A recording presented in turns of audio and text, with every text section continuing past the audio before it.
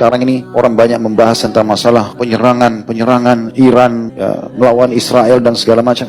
Terus kemudian ributlah banyak orang yang tiba-tiba jadi pendukung Syiah. Ya. Ini hadir kesiangan ini terlambat gitu ya. Seakan-akan Iran itu sudah punya jasa besar kepada Palestina. Ya. Mereka berperang dengan Israel itu hak mereka pribadi gitu. Tapi apakah Iran mendukung Palestina? Dari mana sejarahnya? Kalau memang betul mereka mau memerangi Israel dari dulu, dekat kan gampang. Gitu. Tapi mana buktinya gitu ya? Kalau kita lihat sekarang media Timur Tengah, kalau teman-teman ngerti bahasa Arab bisa masuk dan mendengar bagaimana sebenarnya gambaran orang-orang di Timur Tengah sana tentang negara Iran. Bagaimana bahayanya mereka dalam menghalalkan darahnya ahli sunnah. Itu faktanya. Itu berbahaya sekali teman-teman sekalian. Perlu digarisbawahi, kita sekarang bukan masalah dukung ini atau dukung itu, bukan. Tetapi banyak orang ahli sunnah yang belum paham perbedaan kita sama Syiah ini akidah. Bukan seperti sebagian orang kadang-kadang sebarin di media kita mengatakan, ini hanya sekedar perbedaan fikih. Bukan. Sama sekali bukan. Kalau antum melihat cuplikan saya mungkin kalau ngerti bahasa Arab, alhamdulillah. Kalau tidak, ini yang jadi masalah. Mungkin agak sedikit ada kendala. Tapi ulama-ulama mereka mengkafirkan ahli sunnah. Kita semuanya dianggap kafir sama mereka. Makanya pada saat Bashar membantai ahli sunnah sampai sekian banyak orang di Syria, bahkan anak kecil, wanita pun mereka tidak peduli. Sekarang kalau kita lihat cuplikan orang-orang Syria bagaimana mereka bersyukur karena Syiah sudah tidak ada di sana, dan mereka menggambarkan bagaimana pembantaian massal di sana karena mereka anggap itu halal. Ya, ini bukan main-main teman-teman sekalian. Di Iran itu sekarang semua tempat ibadah Yahudi ada, tempat ibadah Nasrani ada, tapi masjid ahli sunnah tidak ada. Satu pun tidak ada. Itu ada pengakuan-pengakuan para duta